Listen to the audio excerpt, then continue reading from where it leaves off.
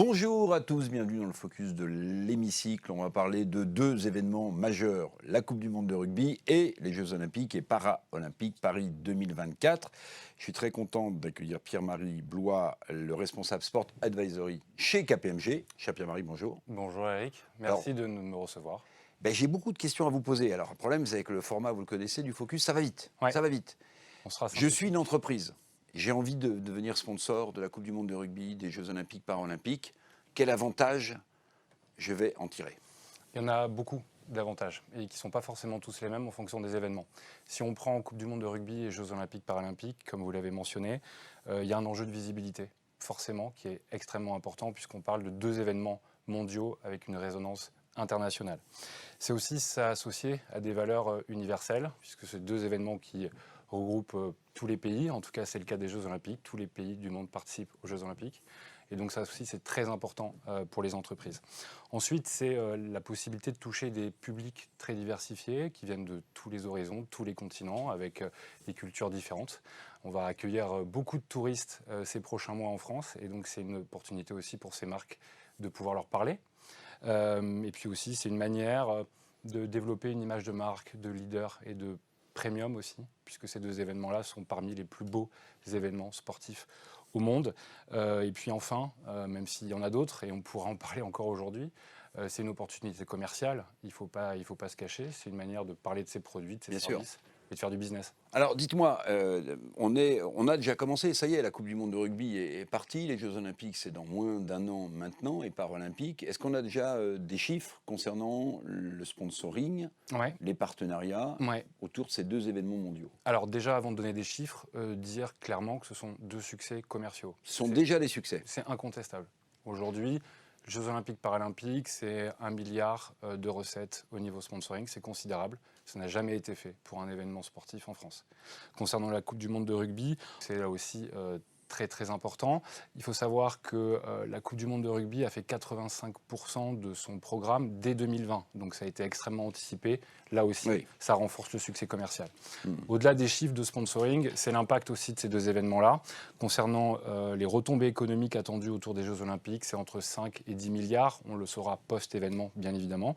Sur la Coupe du monde de rugby, c'est entre 1 et 2 milliards de retombées économiques directes et indirectes pour le pays, là aussi considérables. Alors on sait que, évidemment, et vous êtes l'incarnation, chez KPMG, on a des compétences. J'allais dire, je vais me poser dans deux statuts différents. Je suis une entreprise et je suis un organisateur. Je veux participer à ces deux événements mondiaux. Qu'est-ce que vous me proposez ? Bon, alors concernant les entreprises, ça va être un accompagnement sur le meilleur ciblage possible de l'événement en fonction de mes cibles, de ma stratégie, de ce que j'ai envie de faire, de communiquer comme valeur autour de ma marque, comment aussi j'ai envie de mobiliser mes employés autour de ces événements. C'est très important ce point-là. Surtout pour les Jeux olympiques et paralympiques, souvent et quasiment tout le temps, les partenaires des Jeux utilisent cet événement pour mobiliser en interne les salariés autour de l'événement. Ça, c'est un point clé, parce qu'il faut savoir aussi que les partenaires des Jeux, que ce soit les partenaires internationaux ou nationaux, n'ont pas de visibilité lors de l'événement. Donc, ils communiquent plus autour de missions qu'autour de visibilité. Donc ça leur permet d'activer des choses extrêmement différentes. Ça, c'est le premier point. Sur la Coupe du monde de rugby, c'est un peu différent. Il va y avoir de la visibilité. C'est un événement qui est moins international, moins global que les Jeux olympiques. Donc voilà, c'est ce type de conseils. Et je suis organisateur, est-ce que je peux venir vous voir, monsieur Blois, en disant « aidez-moi à trouver des sponsors » ? Oui, bien sûr, parce qu'il n'y a pas que les Jeux olympiques et paralympiques, et il n'y a pas que la Coupe du monde de rugby. Il y a des événements moyens, petits et grands. Et parfois, c'est difficile aussi pour des organisateurs sportifs de trouver des financements, de trouver des partenaires.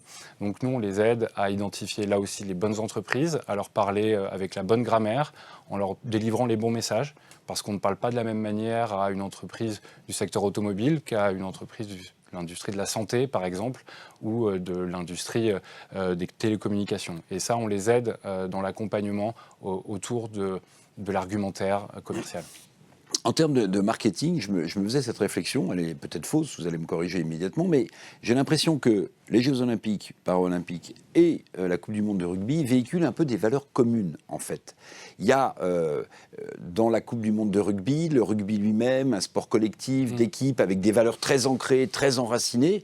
Et du côté des Jeux Olympiques, ce sont des valeurs universelles. Et finalement, c'est le seul moment où on est aussi passionné par le tir à l'arc que par la compétition de football ou de tennis. Ouais, c'est ça qui est fou. Ouais, à titre personnel, moi j'ai acheté des places pour aller voir la lutte pendant les Jeux. Gréco-romaine. Oui, absolument, parce que ça a aussi lieu au Grand Palais éphémère. Il y a tout un décorum autour de tout ça. Et je crois que le comité d'organisation a bien fait les choses aussi pour mettre en valeur les sports aux bons endroits.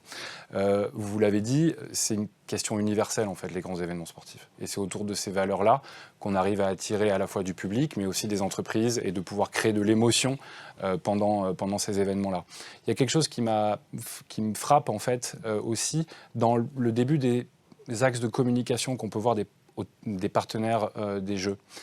Comment ils utilisent et quels termes ils utilisent dans leur communication.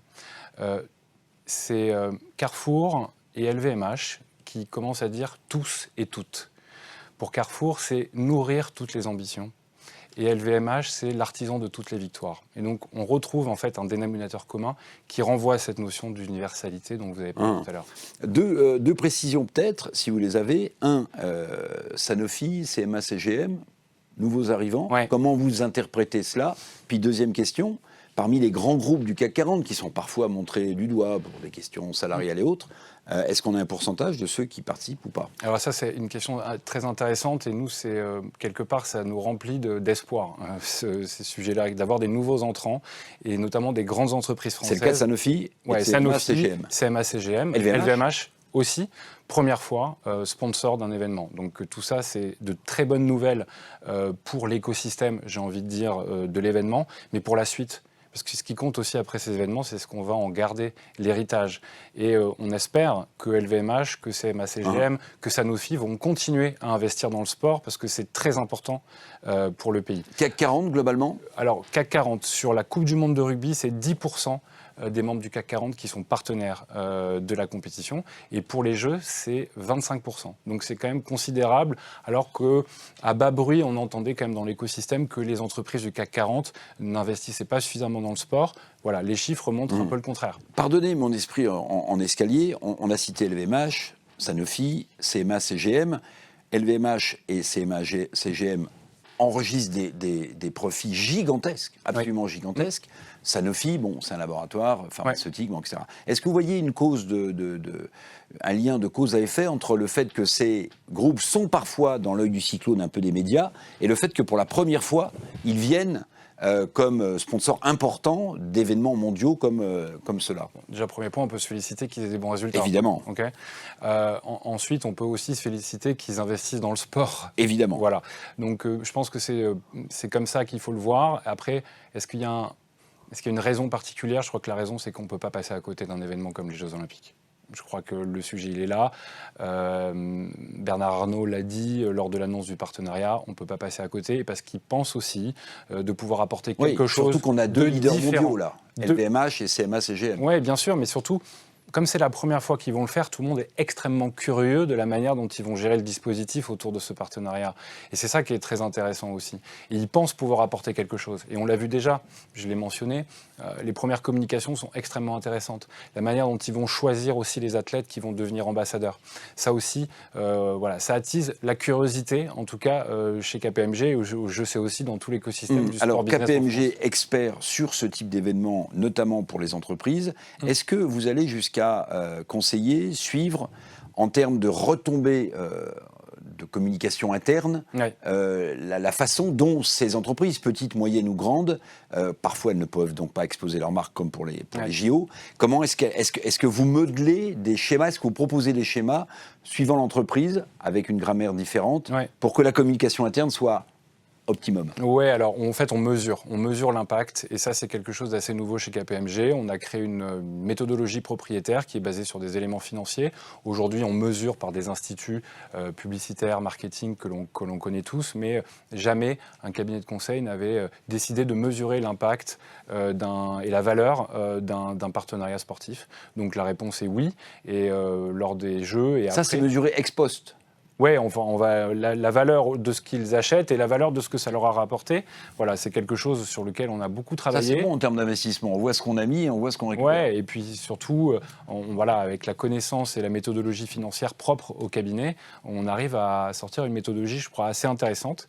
Et je sais qu'on va avoir l'occasion de la présenter et de pouvoir la défendre à de nombreuses reprises. Monsieur Blois, toute dernière question. Ouais. On vit dans un contexte évolutif où l'inclusion, des liens sociaux changent, la transition écologique. Est-ce qu'il y a des entreprises qui aimeraient bien être associées à des grands événements comme ceux dont on a parlé et qui ne le peuvent pas parce que le contexte sociétal est trop pesant? Non, je crois qu'il y a une différence entre ce qui se passe dans la société et les valeurs véhiculées par ces grands événements. Je pense que les entreprises ne sont pas empêchées par ça d'y aller pour ces raisons-là. Je pense que justement, le sport est le catalyseur de toutes les grandes valeurs qui sont importantes aujourd'hui pour notre société. L'inclusion, l'égalité homme-femme, la transition écologique, l'égalité des chances.